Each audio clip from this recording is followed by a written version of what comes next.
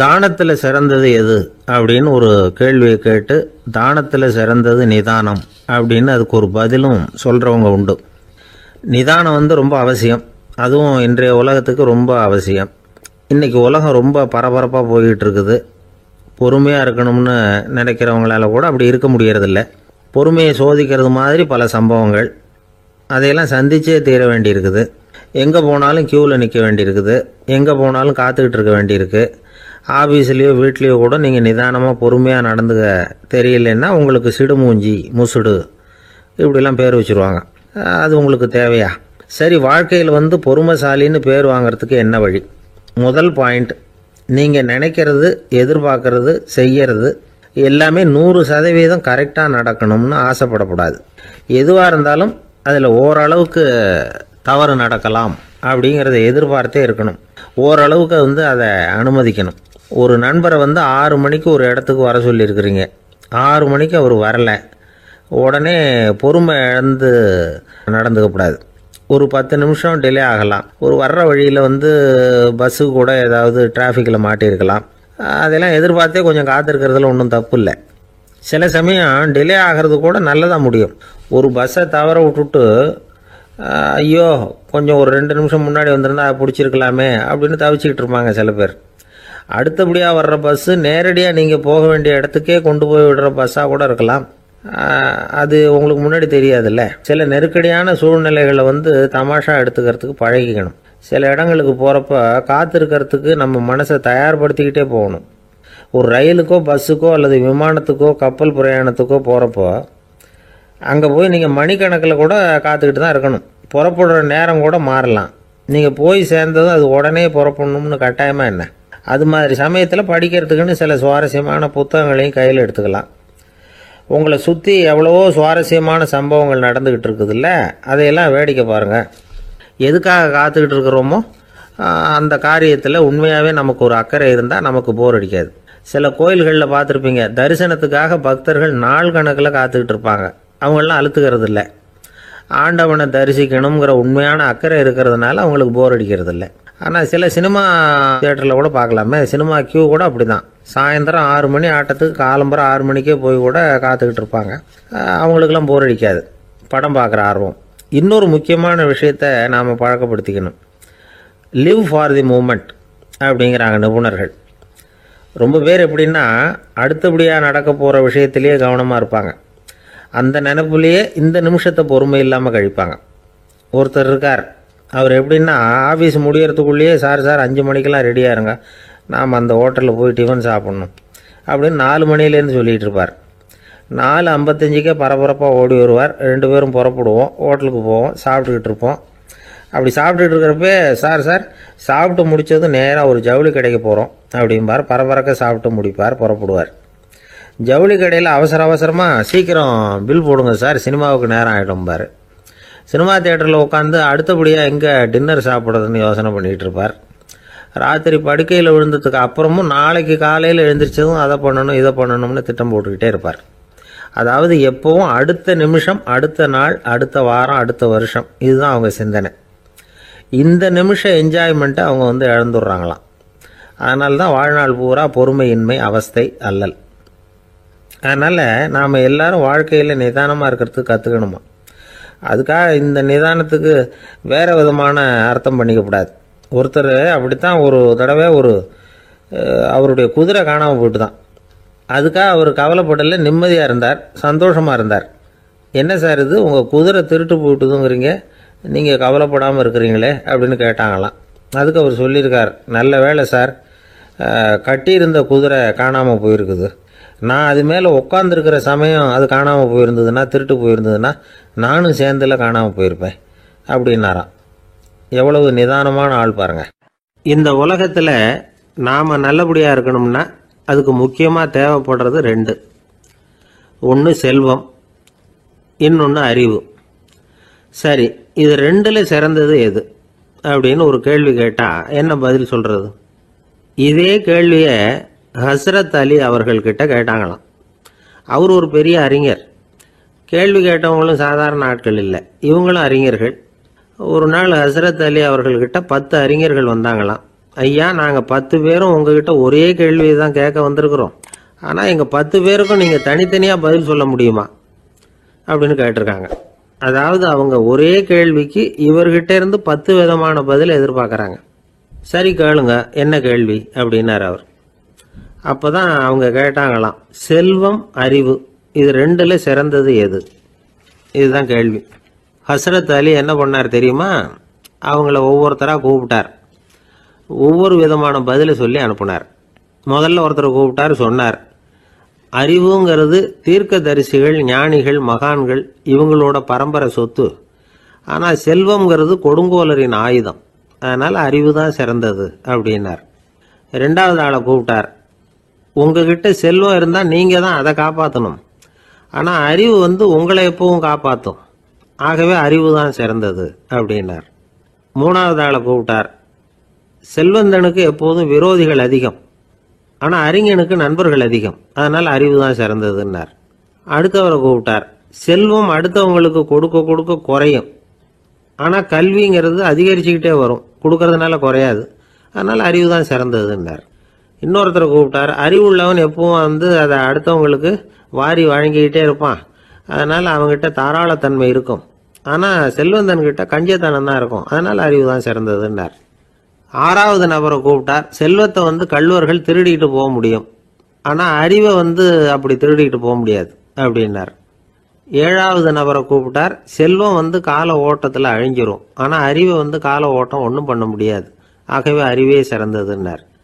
எட்டாவது ஆளை கூப்பிட்டு சொன்னார், செல்வத்துக்கு எப்பவும் எல்லை உண்டு, நிறைவு உண்டு, அளவு உண்டு, கணக்கு உண்டு, ஆனால் அறிவுக்கு அப்படிப்பட்ட எல்லை எதுவும் கிடையாது, அதனால் அதுதான் சிறந்ததுன்னார். அடுத்தவனை கூப்பிட்டார், செல்வம் உள்ளத்தில் உள்ள ஒளியை போக்கிவிடும், இருட்டை உண்டாக்கிவிடும், விரிந்த மனப்பான்மையை குறுகலாக்கிவிடும், ஆனால் அறிவு அப்படி இல்லை, இருண்ட உள்ளத்தில் ஒளியை பாய்ச்சி அதை விசாலப்படுத்துது, அதுதான் சிறந்ததுன்னார். கடைசியாக 10வது நபரை கூப்பிட்டார், செல்வம் மனசில் செருக்கை உண்டாக்குது, ஆணவத்தை ஏற்படுத்துது, அதனால் நானே கடவுள்னு நினைக்கிற அளவுக்கு மனுஷனை தாழ்த்தி விடுது, ஆனால் அறிவு பணிவையும் பண்பாட்டையும் வளர்க்குது, அதனால் அறிவு தான் சிறந்ததுன்னார். ஆக இப்படி 10 பேருக்கும் 10 விதமாக பதில் சொன்னது மூலமாக ஹஸ்ரத் அலி அவர்கள் அறிவு தான் செல்வத்தை விட சிறந்தது அப்படிங்கிறதுக்கு 10 காரணங்களை சுட்டி காட்டியிருக்கார். அந்த அறிஞர் 10 பேர் கேட்ட ஒரே கேள்விக்கு 10 பதில் சொன்னார். நமக்கு வேண்டிய ஒருத்தர் 10 பேர் கேட்ட கேள்விக்கு ஒரே பதில் சொல்லி சமாளித்தார். கேள்வி என்ன தெரியுமா? என்கிட்ட வாங்கின கடனை எப்பயா திருப்பி கொடுக்க போற? இதுதான் அந்த 10 பேரும் கேட்ட ஒரே கேள்வி. இந்த மாதம் 26ஆம் தேதி தந்துடுறேன் அப்படிங்கிற ஒரே பதில் சொல்லி அவ்வளவு பேரையும் இவர் அனுப்பி வச்சுட்டாராம். எல்லாரும் போனதுக்கு அப்புறம் இவரை தனியாக கூப்பிட்டு கேட்டிருக்கிறாங்க, அது என்ன சார் கணக்கு, 26ஆம் தேதி அன்னைக்கு என்ன அதிசயம் நடக்க போகுது அப்படின்னு கேட்டிருக்காங்க. அதிசயம் அன்னைக்கு இல்லை, அதுக்கு முத நாளே நடக்க போகுதுன்னாராம். விவரமாக சொல்லுங்கன்னு இருக்காங்க. வேற ஒன்றும் இல்லைங்க, 26ஆம் தேதி தானே எல்லாரையும் வர சொல்லியிருக்கிறேன், அதுக்கு முத நாளே நான் புறப்பட்டு தலைமறைவாயிட போறேன் அப்படின்னாராம் ரொம்ப பெருமையா. சில பேரை இப்படி சொல்றது உண்டு, அடுத்தவங்களை அனுசரித்து நடந்துக்க தெரியல, அவன் என்ன சார் மனுஷன் அப்படிம்பாங்க. சக மனிதர்களோட எப்படி பழகிறது அப்படின்னு தெரியாததுனாலேயே பல பேர் இன்னைக்கு சங்கடப்பட்டுக்கிட்டு இருக்கிறாங்க. வசதி வாய்ப்பெல்லாம் சரியா இருக்கும், ஆனால் வாழ்க்கை சரியா இருக்காது. இன்னொருத்தர்கிட்ட எப்படி பேசுறது பழகிறதுங்கிறது தெரியாததுனால தான் இந்த அவஸ்தை. சரி, இந்த அவஸ்தை இல்லாமல் வாழறது எப்படி? இதுக்கு அனுபவசாலிகள் சில வழிமுறைகளை சொல்றாங்க. அதெல்லாம் என்னென்னங்கிறத இப்போ தெரிஞ்சுக்குவோம். முதல்ல நம்ம நாக்கு நம்ம கண்ட்ரோலில் இருக்கணும். வார்த்தைகளை கொட்டி விட்டு அதுக்கப்புறம் அள்ள முடியாமல் கடந்து கஷ்டப்படக்கூடாது. எப்படி பேசுகிறோங்கிறதும் முக்கியம், பேசுகிறப்ப எப்படி முகத்தை வச்சிருக்கிறோங்கிறதும் முக்கியம். அன்பாக பேசினாலும் நல்லா இருக்கும், அப்படி பேசுகிறப்ப ஆதரவாக அவர் தோள் மேலே ஒரு கையை போட்டுக்கிட்டு பேசினா இன்னமும் நல்லா இருக்கும். ரெண்டாவது விஷயம், இன்னொருத்தர்கிட்ட பேசுகிறப்ப வாக்குறுதிகளை அள்ளி வீசக்கூடாது. கொடுக்குற வாக்குறுதி குறைச்சலாக இருக்கணும். அப்படி கொடுத்த வாக்குறுதியை கண்டிப்பாக நிறைவேற்றணும். நாம் ஒருத்தரை பாராட்டுறோம் அல்லது அவரை பற்றி அபிப்பிராயம் சொல்கிறோம்னா அது ஆக்கப்பூர்வமாக இருக்கணும். நம்ம பாராட்டு அல்லது விமர்சனம் அடுத்தவருடைய முன்னேற்றத்துக்கு உதவுறது மாதிரி இருக்கணும். நாம் சொல்கிறத கேட்டுட்டு அவன் தலையில் கையை வச்சுட்டு உட்காந்துடக்கூடாது. எப்பவும் உற்சாகமாக இருக்கணும், முகம் மலர்ச்சியாக இருக்கணும். மனுஷன் இருந்தால் வருத்தம், கவலை, ஏமாற்றம் எல்லாம் இருக்க தான் செய்யும், அதெல்லாம் மனசில் இருக்கட்டும். அந்த வருத்தமும் கவலையும் ஏமாற்றமும் சேர்ந்துக்கிட்டு நம்ம முகத்துல இருக்கிற மலர்ச்சியை மூடி மறைக்கிறதுக்கு நாம இடம் கொடுத்துடக்கூடாது. எந்த விஷயத்தை பத்தி யாருக்கிட்ட பேசினாலும் வெளிப்படையா பேசணும், திறந்த மனசோட பேசணும். மூடி மறைச்சி முன்னு மூங்கிக்கிட்டு இருக்கக்கூடாது. இன்னொருத்தர்கிட்ட பேசுறப்போ விவாதம் பண்ணுங்க, அது தப்பு இல்லை. ஆனா வாதாடிக்கிட்டு இருக்கக்கூடாது. அதாவது என்ன சொல்றாங்கன்னா, டிஸ்கஸ் பண்ணலாம், ஆர்கியூ பண்ணக்கூடாது. நம்ம கிட்ட இருக்கிற நல்ல குணங்களை நாம எடுத்து சொல்லிட்டு இருக்கக்கூடாது. அந்த நல்ல குணங்களே நம்மளை பத்தி எடுத்து சொல்லணும், அது மாதிரி நடந்துக்கணும். அதே மாதிரி அடுத்தவங்க கிட்ட உள்ள கெட்ட குணங்களை பத்தி அவசியம் இல்லாம நாம பேச வேண்டியதில்லை. உங்களை பத்தி யாராவது தப்பா பேசுறாங்களா, அப்படி அவங்க பேசுறதுல உண்மை இல்லையா அப்படின்னா அதை நீங்க பொருட்படுத்த வேண்டியதில்லை, விட்டுடலாம். அது தானா போயிடும். ஒரு 4-5 பேரோட பேசிக்கிட்டு இருந்தீங்கன்னா எல்லாருக்கும் முக்கியத்துவம் கொடுங்க, யாரையும் அலட்சியப்படுத்தாதீங்க. தமாஷா பேசலாம், ஆனா உங்க தமாஷ் அடுத்தவங்களை கேலி பண்றதா இருக்கக்கூடாது. நமக்கு கிடைக்க வேண்டியது கிடைக்கலையே அப்படிங்கிற தவிப்பு நம்ம கிட்ட இருக்கக்கூடாது, அது தேவையில்லை. உங்க செயல்பாடுகள் தெளிவா இருக்கட்டும், பாராட்டு தானா உங்களை தேடிட்டு வரும். இன்னொரு மனுஷனுடைய மனசுல கௌரவமான ஒரு இடத்த பிடிக்கணும்னா நாம இந்த குணத்தை எல்லாம் நம்ம கிட்ட வளர்த்துக்கணும். இதெல்லாம் அனுபவசாலிகள் சொல்லி இருக்கிற குறிப்புகள். இந்த குறிப்புகளை சரியா புரிஞ்சுக்கணும், அது முக்கியம். தப்பா புரிஞ்சுக்கிட்டா என்ன ஆகும் தெரியுமா? இதை கேளுங்க. ஒருத்தர் வந்தார், சார் அடுத்தவங்க தோள் மேல கையை போட்டுக்கிட்டு அன்பா பேசணும்னு சொன்னீங்க, அப்படிதான் பேசினேன். அவரு முதுக கூட தட்டி கொடுத்தேன், என் வேலை போயிட்டுது சார், வீட்டுக்கு அனுப்பிச்சுட்டாங்க அப்படின்னார். யாருக்கிட்ட அப்படி பேசுனீங்கன்னு கேட்டோம். என் முதலாளி கிட்ட சார் அப்படிங்கிறார் ரொம்ப சோகமா. ஒரு ராஜா இருந்தார். நாடு பூராவும் நிறைய மரங்களை நட்டு வளர்க்கணுங்கிறது அவரோட ஆசை. தானே அதுக்கு முன்மாதிரியா இருக்கணும்னு நினைச்சார். அரண்மனையை சுத்தி மரங்களை நட்டு வளர்த்தார். இதை பார்த்துட்டு ஜனங்களும் அவங்கவுங்க வீட்டை சுத்தி மரக்கன்றுகளை நட்டு வளர்த்தாங்க.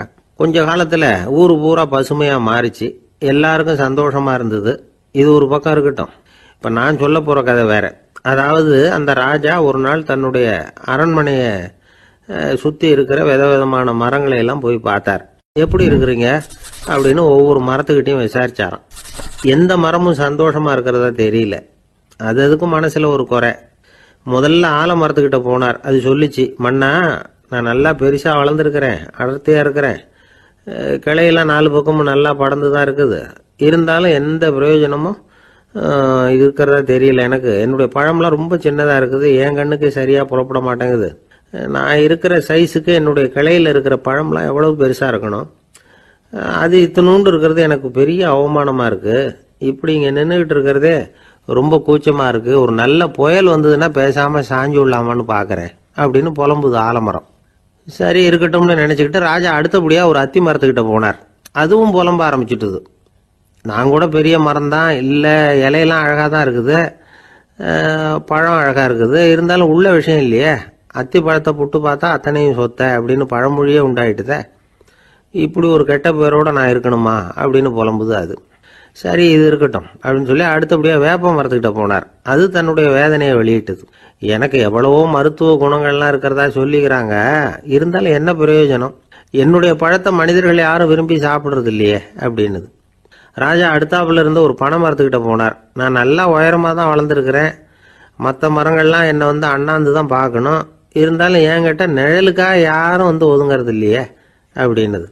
என்ன இது எல்லா மரமும் இப்படி திருப்தி இல்லாம இருந்துகிட்டு இருக்குதே அப்படின்னு நினைச்சுக்கிட்டே ராஜா அடுத்தபடியா அங்க இருந்த ஒரு பைன் மரத்துக்கிட்ட போனார். அழகா உயரமா பசுமையா தான் இருந்தது, ஆனா பழமோ பூவோ கிடையாது. அதை நினைச்சா அது வருத்தப்பட்டுக்கிட்டு இருக்குது. ஓக் மரம் அது ஒன்று நின்றுட்டு இருந்தது. அது என்ன சொல்லிச்சுன்னா, இலையுதிர் காலத்துல என் மேல இருக்கிற எல்லா இலைகளும் உதிர்ந்து போடுது, முடி கொட்டின மனிதர்கள் மாதிரி மொட்டையா நான் நிக்க வேண்டி இருக்குது, என்ன வாழ்க்கை இது அப்படின்னு சொல்லி அழுத்துக்கிட்டது. சரி புளிய மரம் என்ன சொல்லுது பாப்போம்னு அதுகிட்ட போனா, என்னுடைய நிழல்ல யாருமே தங்க மாட்டாங்க, உடம்புக்கு சூடுன்னு ஒதுங்கி போயிடுவாங்க, அடிமரத்தை பார்த்தீங்கன்னா பட்டையெல்லாம் உறிஞ்சி பார்க்கறதுக்கே கேவலமா இருப்பேன் அப்படின்னுது அது. முருங்கை மரம் என்ன சொல்லிச்சு தெரியுமா, என்னுடைய இலை காயெல்லாம் சாப்பிட்றவங்களுக்கு சத்து கொடுக்கறது வாசம் தான், ஆனா என் உடம்புல சத்தே கிடையாது, கொஞ்சம் வேகமா காத்து அடிச்சதுன்னா முறிஞ்சி விழுந்துடுறேன், என்ன வாழ்க்கை இது அப்படின்னு சொல்லி அது வருத்தப்பட்டது. ராஜா யோசனை பண்ணார், என்ன இது மரங்கள் பூமியின் வரங்கள்னு சொல்றோம், மழை பெய்யறதுக்கு அதுதான் காரணம், பூமி செழிப்பா இருக்கிறதுக்கும் அதுதான் காரணம், வீடு கட்டுறதுக்கு மரம், நாற்காலி செய்ய உபயோகப்படுத்துறதுக்கும் அதுதான் உபயோகப்படுது, மனுஷனுக்கு வேண்டிய ஆகாரங்களையும் கொடுக்குது. இப்படிலாம் இருந்தும் எல்லா மரமும் நிம்மதி இல்லாம இருந்துகிட்டு இருக்குதே அப்படின்னு நினைச்சார். அப்போ அங்க இருந்த ஒரு மகிழ மரம் அவர் கண்ணில் பட்டது. அந்த மரம் மட்டும் கொஞ்சம் நிம்மதியா மகிழ்ச்சியா இருக்கிறது மாதிரி தெரிஞ்சுது.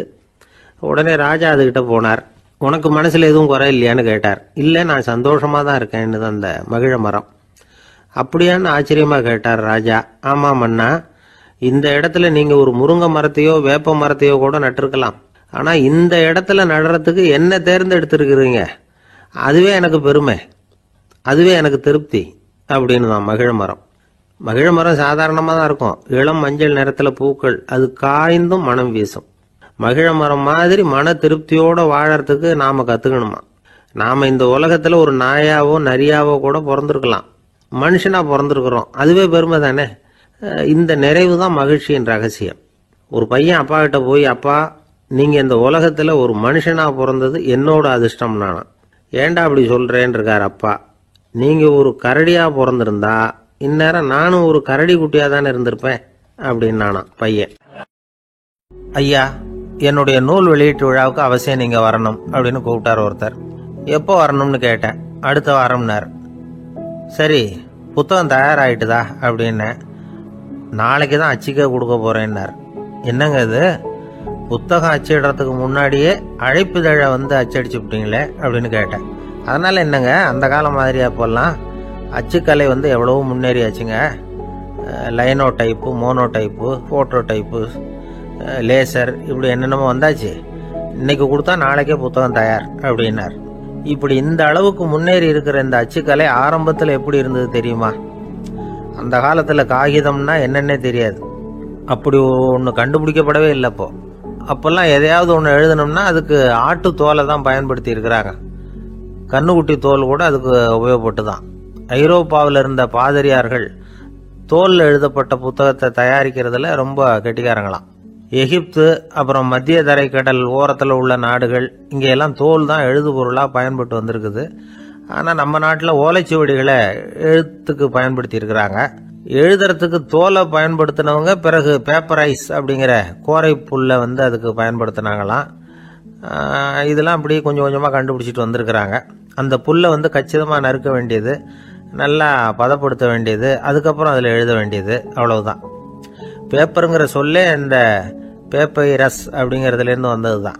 அதுக்கப்புறம் தான் காகிதம் வந்தது. இதை முதல்ல சீன நாட்டில் தான் கண்டுபிடிச்சாங்க. அது வந்த பிறகு அச்சு எந்திரம் கண்டுபிடிக்க வேண்டிய அவசியம் ஏற்பட்டது.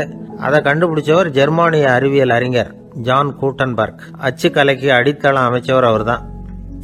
ஜெர்மனியில் மெயின்ஸ் அப்படிங்கிற ஊரில் 1399 பிறந்தார். அவரோட மாமன் ஒருத்தர் உலோக வேலையில் வல்லவர். அவர்கிட்ட அந்த வேலையை கற்றுக்கிட்டார்.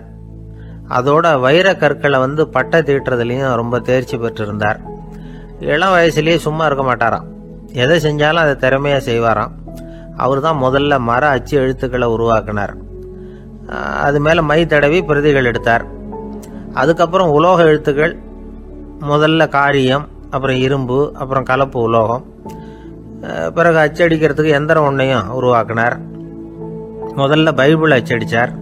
1468 அவர் இறந்து போனார். 16ஆம் நூற்றாண்டில் மேலை நாடுகளில் இருந்து மர எழுத்துக்களை கொண்டுகிட்டு தமிழ்நாட்டில் கிறிஸ்தவ நூல்களை அச்சிட்டாங்க. அப்பெல்லாம் அச்சகங்கள் போதிய அளவுக்கு இங்கே இல்லை. அதுக்கு என்ன காரணம்னா, இந்தியர்கள் அச்சகங்களை நடத்தக்கூடாது அப்படின்னு சட்டம். 1835 வரைக்கும் அந்த சட்டம் நடைமுறையில் இருந்தது. இந்த நிலைமையில் அங்கேயும் இங்கேயுமா 1-2 அச்சகங்கள் ஆரம்பமாச்சு. 1713 தரங்கம்பாடியில் லூத்தரன் மிஷன் அச்சகம், அதே ஆண்டில் சென்னையில் SPCK அச்சகம். இது ரெண்டும் தான் இந்தியாவில் முதல்ல தொடங்கப்பட்ட அச்சகங்கள். ஆட்டுத்தோல்லையும் ஓலைச்சுவடியிலையும் எழுதப்பட்ட எழுத்துக்கள் இன்னைக்கு எங்கேயோ போயிட்டுது. ஆனால் நம்ம ஊரில் எழுத்தாளர்கள் நிலைமை தான் ஒன்றும் சொல்லிக்கிறது மாதிரி இல்லை. நம்ம ஆள் ஒருத்தர் சொன்னார், சார் நான் சொந்தத்தில் ஒரு அச்சாபீஸ் வச்சுருந்தேன், இப்போவும் வச்சிருக்கிறேன். அதனால் என்னுடைய படைப்புகளை புத்தகமாக வெளியிடுறதுல எனக்கு ஒன்றும் கஷ்டம் இல்லை. வருஷத்துக்கு ஒரு புத்தகம் எழுதி வெளியிட்டுருவேன். 15 வருஷமாக இலக்கிய உலகத்துக்கு இப்படி சேவை செஞ்சுக்கிட்டு வர்றேன். ஆனால் இந்த வருஷம்தான் வாசகர்கள் எனக்கு பாராட்டு விழா நடத்தி இருக்கிறாங்க அப்படின்னார். இந்த வருஷம் அப்படி என்ன விசேஷம் அப்படின்னு கேட்டோம். இந்த வருஷம்தான் நான் எந்த புத்தகம் எழுதி வெளியிடாமல் இருந்தேன், அதுக்காகத்தான் எனக்கு இந்த பாராட்டு விழா அப்படின்னார். 1816 வருஷம் செப்டம்பர் மாதம் 11ஆம் தேதி பிரான்ஸ் தேசத்தில் உள்ள ஒரு மருத்துவமனை. அங்கே ஒரு இளம் டாக்டர் கொஞ்ச நாளைக்கு முன்னாடி தான் அந்த ஆஸ்பத்திரியில் புதுசாக வேலைக்கு சேர்ந்துருக்கிறார். அவர் பேர் ரெனே லெனக். அவர் அன்னைக்கு காலையில் அந்த மருத்துவமனையில் அப்படியே ரவுண்ட்ஸ் வந்துக்கிட்டு இருக்கிறார். வார்டில் ஒரு படுக்கையில் ஒரு இளம் பெண் படுத்திருக்கிறார். அந்த பொண்ணுக்கு இருதய நோயாக இருக்கலாம்ங்கிறது மற்ற டாக்டர்கள் சந்தேகம். அந்த காலத்துல எல்லாம் ஒருத்தருடைய இருதய துடிப்பை தெரிஞ்சுக்கணும்னா நோயாளியின் மார்பில் டாக்டர் காதை வச்சு பார்த்து தான் தெரிஞ்சுக்கிறது வழக்கம்.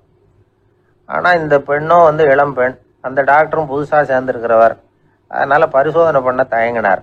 கொஞ்ச நேரம் யோசனை பண்ணார். திடீர்னு ஒரு ஞாபகம் வந்தது அவருக்கு. அதாவது அன்னைக்கு விடியற் காலையில் தோட்டத்தில் அப்படியே வாக்கிங் போயிட்டு இருந்தப்போ சின்ன பசங்கள்லாம் ஒரு மரக்கட்டையை வச்சு விளையாடிக்கிட்டு இருந்தாங்களாம். அதை அவர் பார்த்துருக்கிறார். அது என்ன விளையாட்டுனா, ஒரு நீளமான மரப்பலகை, அதில் ஒரு முனையில் ஒரு பையன் தன்னுடைய காதை வச்சுக்கிட்டு இருக்கிறான், மறுமுனையில் இன்னொரு பையன் அந்த மரப்பலகையை ஒரு ஆணியால் கீறிக்கிட்டு இருக்கிறான். ஒரு முனையில் ஆணியால் கீறும் பொழுது மறுமுனையில் காதை வச்சிருக்கிற பையனுக்கு அந்த சத்தம் துல்லியமாக கேட்குது. அந்த டாக்டருக்கு காலையில் பார்த்த இந்த விளையாட்டு ஞாபகத்துக்கு வந்துட்டுது. உடனே என்ன பண்ணார் தெரியுமா? ஒரு நீளமான காகிதத்தை எடுத்தார். அதை அப்படியே உருளை மாதிரி உருட்டினார்.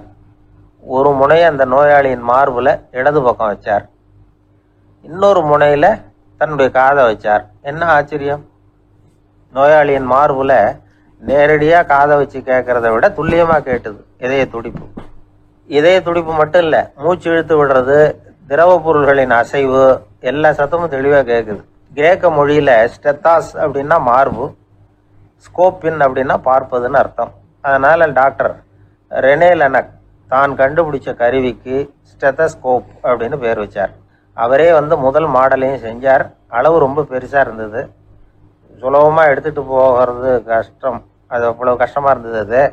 அதனால் அவரே அதை அப்புறம் 2 பிரிவாக தயார் பண்ணார். இது 2 துண்டையும் டாக்டர் தன்னோட கோட்டு பாக்கெட்டில் வச்சுக்கலாம், தேவைப்படுறப்ப எடுத்து ஒன்றா சேர்த்துக்கலாம். இப்படிதான் அவர் ஆரம்பத்தில் பண்ணார். தன்னுடைய இந்த கண்டுபிடிப்பை பற்றி அவர் ஒரு புத்தகம் எழுதினார். நிறைய விற்றுது, புகழும் பணமும் சேர்ந்தது. பணமும் புகழும் சேர்ந்தது மாதிரியே அவருக்கு ஒரு நோயும் சேர்ந்தது. அது என்ன நோயின்னு கண்டுபிடிக்கிறதுக்கும் அவர் கண்டுபிடிச்ச கருவி தான் உபயோகப்பட்டு தான். அவரே அதை கண்டுபிடிச்சார். அவருக்கு வந்திருந்தது காச நோய். 1826 வருஷம் ஆகஸ்ட் மாதம் 13ஆம் தேதி உலகத்தின் முதல் ஸ்டெதஸ்கோப்பை கண்டுபிடிச்ச டாக்டர் ரெனே லெனக் காலமானார். அவர் சாகிறதுக்கு முன்னாடி மரத்தால் செஞ்சு வச்சிருந்த ஸ்டெதஸ்கோப்பை தனக்கு வேண்டியப்பட்ட ஒரு டாக்டர்கிட்ட கொடுத்து, என்னுடைய சொத்துக்கள்லேயே ரொம்ப வசந்தது அப்படின்னு சொன்னாராம். அதுக்கப்புறம் 3 வெள்ளைக்காரங்க சேர்ந்து இந்த கருவியில் சில மாற்றங்களை பண்ணாங்க. ஆனால் 1829 லண்டனில் டாக்டர் நிக்கோலஸுங்கிறவர் ஒரு காதால் இதய துடிப்பை கேட்கறத விட டாக்டர் 2 காதாலையும் கேட்கறது தான் சரியாக இருக்கும் அப்படின்னு ஒரு கருத்தை வெளியிட்டார். அதுக்கப்புறம் ரொம்ப காலம் கழித்து 1852 ஜார்ஜ் காமான் அப்படிங்கிறவர் ரப்பர் டியூபுகளை உபயோகப்படுத்தி 2 காதாலையும் கேட்குற மாதிரி ஒரு புதிய வடிவத்தை அதுக்கு கொடுத்தார். அதுக்கு பிறகு அது படிப்படியாக எவ்வளவோ மாற்றங்கள் இருந்தாலும் ஆரம்பத்தில் டாக்டர் ரெனே லெனக் உருவாக்கின அடிப்படை மாடலை யாரும் மாற்றி அமைக்கலைங்கிறது தான் முக்கியமான விஷயம். நமக்கு தெரிஞ்ச ஒரு ஆஸ்பத்திரி, அதில் ஒரு நோயாளி, காலை நேரத்தில் நர்ஸு அந்த பக்கமாக போய்கிட்டு இருந்தாங்க. அதை பார்த்துட்டு ஒரு நர்ஸுன்னு கத்துறாரு. நர்ஸு அவசரமாக ஓடி என்ன விஷயம்னு கேட்டாங்க. சிஸ்டர், இங்கே பாருங்கள், உங்கள் டாக்டரை என் நெஞ்சில் ஒரு காதை வச்சு கேட்டுக்கிட்டு இருக்கிறார் அப்படின்னார் நோயாளி. சிஸ்டர் பதட்டப்படாமல், அதனால் என்ன, இந்த டாக்டர் பழமையான விஷயங்களில் ரொம்ப நம்பிக்கை உள்ளவர், அதனால் ஸ்டெதாஸ்கோப்பை உபயோகப்படுத்தாமல் காதை வச்சு கேட்குறார், அது ஒன்றும் தப்பு இல்லை அப்படின்னாங்களாம். ஐயோ, அதுக்காக இல்லை சிஸ்டர், இவர் என் நெஞ்சு மேலே தலையை வச்சது நேற்று ராத்திரி 9 மணி, இப்போ விடிஞ்சு போச்சு, இன்னமும் தலையை எடுக்கவே இல்லை, அதுக்காக தான் சந்தேகப்பட்டு உங்களை கூப்பிடுறேன் அப்படின்னாராம். நமக்கு முன்னாடி நமக்கு வேண்டிய ஒருத்தர் ஒரு கிளாஸில் நமக்கு பழச்சாறு கொண்டாந்து வைக்கிறாருன்னு வச்சுங்க. உடனே நாம் என்ன பண்ணுவோம், எடுத்து கிடுகிடுன்னு சாப்பிட்ருவோம் அடுத்தவங்க யாரும் வர்றதுக்குள்ள. அதை விட்டுட்டு அதை கொண்டாந்து வச்சவர்கிட்டயே அதோட விலை என்ன அப்படி இப்படின்னு நான் கேட்டுக்கிட்டு இருப்போம். நாம் கேட்க மாட்டோம். ஆனால் காந்திஜி அப்படி கேட்டாராம். எப்போ தெரியுமா? 1935.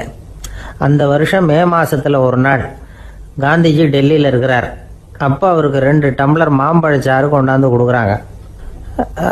அதை வாங்குறார். இதோட விலை என்ன அப்படின்னு கேட்டார் காந்திஜி. யாருக்கிட்ட கேட்டாருன்னா மனுபென் காந்திகிட்ட கேட்குறார். அவங்க தான் கொண்டாந்து கொடுக்குறாங்க. காந்திஜிக்கு உதவி செய்யறதுக்காக அவர் கூடவே இருந்தவங்க அவங்ககிட்ட தான் கேட்குறாரு. காந்திஜி சும்மா வேடிக்கைக்காக இப்படி கேட்குறாருன்னு நினச்சிட்டாங்க அந்த அம்மா. அதுவும் இல்லாமல் அதோட விலையை கேட்டால் காந்திஜி நிச்சயமாக அதை சாப்பிட மாட்டார் அப்படிங்கிற பயம் வேற. அதனால் அந்த அம்மா பதில் எதுவும் சொல்லாமல் கம்முன்னு இருந்துட்டாங்க. கொஞ்ச நேரம் ஆச்சு. அந்த பழச்சாறு வச்ச இடத்துல அப்படியே இருக்குது. வச்ச இடத்துல வச்சபடியே இருக்குது.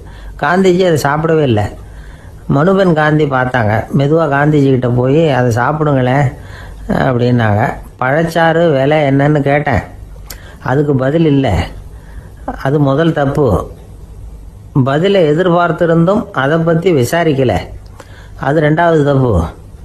இப்படி 2 தப்புகளை பண்ணிவிட்டு என்கிட்ட வந்து இதை சாப்பிடுங்கன்னு சொன்னால் அது எப்படி அப்படின்னு கேட்டாராம் காந்திஜி. மனுபென் காந்தி என்ன சொல்கிறதுன்னு தெரியாமல் திகைச்சு போய் நின்றுக்கிட்டு இருந்தாங்க. காந்திஜி தொடர்ந்து சொன்னாராம். இப்போ என் முன்னாடி வச்சிருக்கிற இந்த பழச்சாறு விலை சுமாராக ஒரு ₹1/2 இருக்கும். அது அந்த காலத்து மதிப்பு. இந்த பழச்சாறு இல்லாமல் கூட என்னால் இருக்க முடியும். ஆனால் அவசியமான பொருள்களை வாங்கிறதுக்கு கூட சக்தி இல்லாத மக்கள் இந்த நாட்டில் நிறைய பேர் இருக்கிறாங்க. அப்படி இருக்கிறப்போ எனக்கு என்னத்துக்கு இந்த விலை உயர்ந்த பானம்? இதை இப்போ நான் சாப்பிட்டா என் உடம்பு வேணும்னா ஆரோக்கியமாகலாம். ஆனால் என் மனசு அமைதி அடையாது. எனக்கு என்னுடைய உடல் ஆரோக்கியத்தை விட மன ஆரோக்கியம்தான் முக்கியம். அதனால் இதை நான் சாப்பிட மாட்டேன், எடுத்துகிட்டு போயிடு அப்படின்னாராம். அந்த சமயத்தில் ஒரு அகதி பொண்ணு 2 குழந்தைகளோட காந்திஜியை பார்க்கறதுக்காக வந்தது. வணக்கம் சொல்லிச்சு. காந்திஜி உடனே தனக்கு முன்னாடி இருந்த பழச்சாற்றை எடுத்து அந்த பொண்ணுகிட்டையும் குழந்தைகள்கிட்டையும் கொடுத்து சாப்பிட சொன்னார்.